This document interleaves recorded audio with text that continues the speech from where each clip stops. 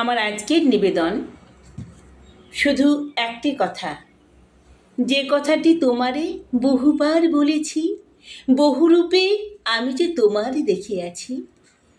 পাহাড় পর্বত শিলাস্তূর ভাঙি, বন জঙ্গল আলো অন্ধকার ভেদি, শ্বেত ধূম্র অজস্র বৃক্ষ আদি পরিবৃতা তুমি গিরিশানু দেশ হতে মুক্ত রাজির মতন ঝরিয়া ঝরিয়া স্থলিয়া স্থলিয়া পড়েছ আপন খেয়ালে গলিয়া গলিয়া তব অবলীলার অবনীর উপরে তাহার হৃদয় বাহিয়া চলিয়াছ কোথাকার কোন অসীম ধারায়।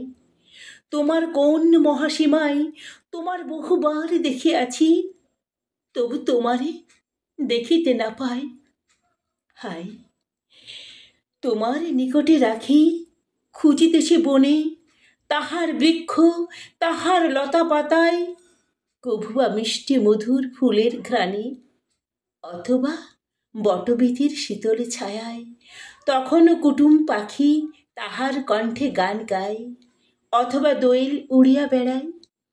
কখনো বউ কথা কও বলিয়া পাখিটি কোথায় হারিয়ে যায়। কখনো মাধবীলতা তাহার ফুল ভারে দুলিয়া দুলিয়া শূন্য হতে মহাশূন্যে খেলিয়া বেড়ায়, উড়াইয়া তাহার পুষ্পবাহার। সেথাও তোমার শনে মোর একটি কথা, কোথাও একটু স্মৃতিরেখা, কোথাও বা তোমার একটু পরশ পাওয়া। ক্ষণিকের তরে দাঁড়াইয়া তিষ্ট শুধু মেলিয়া নয়ন, তোমার অপরূপ তোমার রূপাতীত স্নেহ স্নিগ্ধ দেখা শুধু একটুখানি হাসি। সেথাও তোমার শনে মোর একটি কথা, শুধু একটুখানি তোমার পরশে।